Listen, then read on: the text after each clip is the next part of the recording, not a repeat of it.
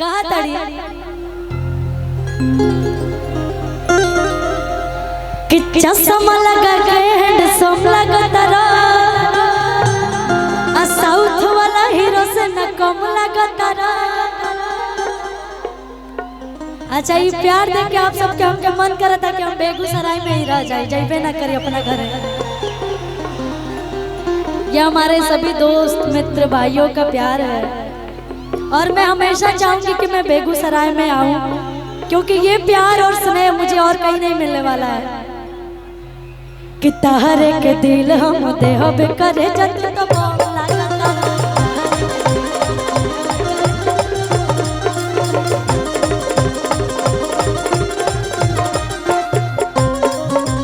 हाय हाय हाय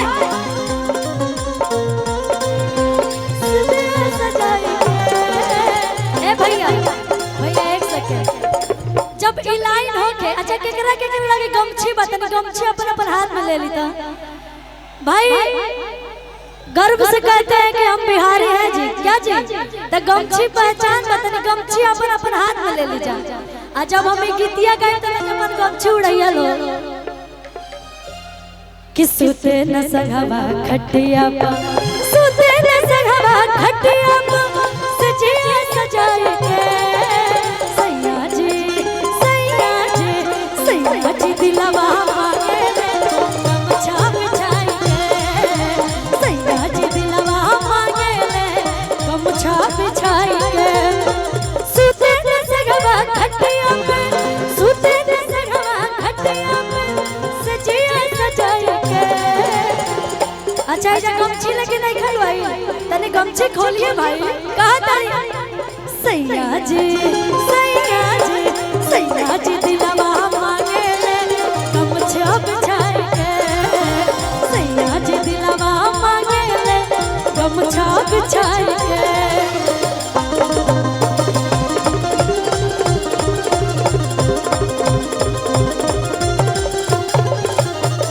लेकिन एगो गीत हमरा याद आ रही भाई लोग के, जब हम जोश और जुनून देखने है तो चलने दीजिए बे थोड़ा थोड़ा चले दी चले दी।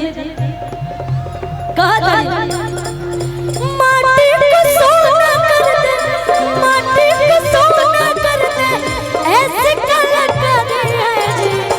और ये लाइन मैंने बोलूंगी आप लोग को बोलना है, हम बिहारी है जी,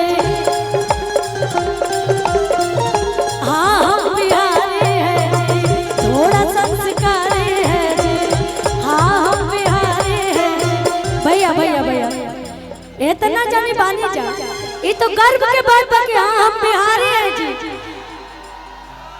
ये भोजपुरी का जो झांक बाटे ना आज देश विदेश में महका ताटे, ये हम लिखाती गर्व के बात बता। ऐसे कहा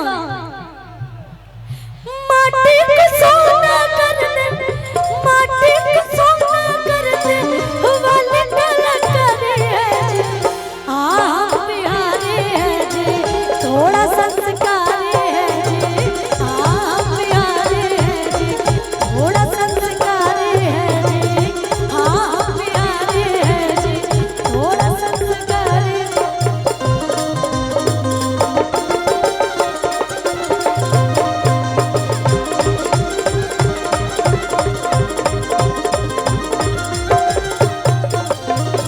लेकिन बंटी इधर आइए, आप इधर आइए। अच्छा बंटी तार बियाह हो गेल बा? अच्छा हमें से कोई पसंद बा तारा के?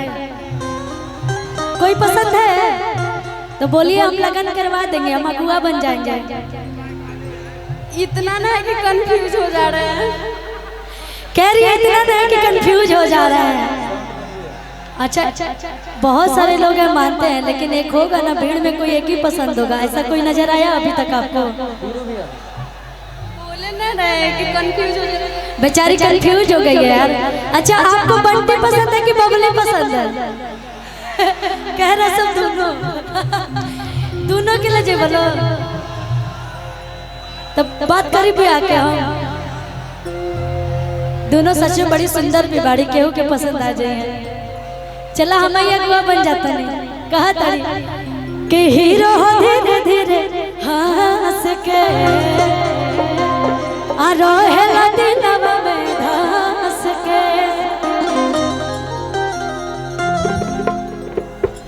कि हीरो हो धीरे धीरे हंस के रोहेला दिलवा में धस के भैया कि मुस्कान मारेला सीधे बात मारेला जान कोई के करे जा हमर जान मारेला कि सेठ के दाढ़ी चमचम लगतारा दीदी थोड़ा आहा बे माली तू धरम लगतारा मारेला आजा जा कोई के करे जा हमर जान मारेला कि सेठ के दाढ़ी चमचम लगतारा आहा बे माली तू धरम लगतारा तहरे के दिल हम देहबे करे जा तू तो बम